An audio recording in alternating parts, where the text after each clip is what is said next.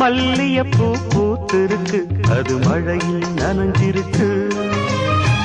வருஷமெல்லாம் காத்திருக்கு, ஒரு வண்டுக்கு தவம் இருக்கு.